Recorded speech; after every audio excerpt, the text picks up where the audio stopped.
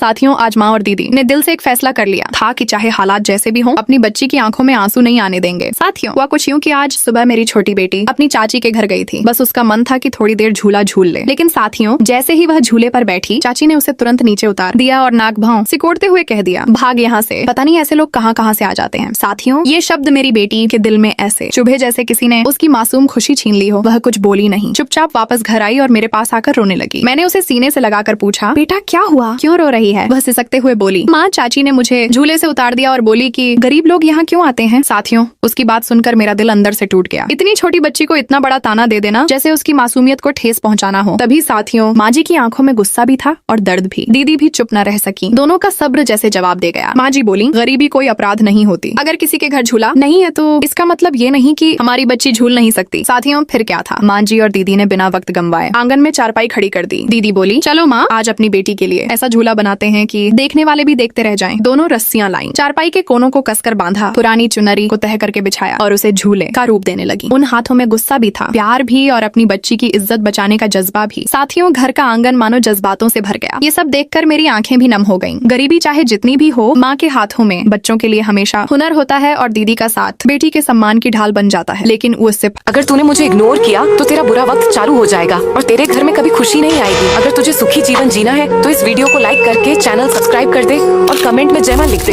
फिर तेरे जीवन में चमत्कार होगा। अब बस आखिरी गांठ बांधनी बाकी थी। रस्सी कस रही थी, चारपाई हिल रही थी और माँ जी के चेहरे पर हल्की सी मुस्कान आ गई थी। साथियों, झूला अब तैयार होने ही वाला था, लेकिन आगे क्या हुआ वो जानने के लिए कहानी अभी बाकी है।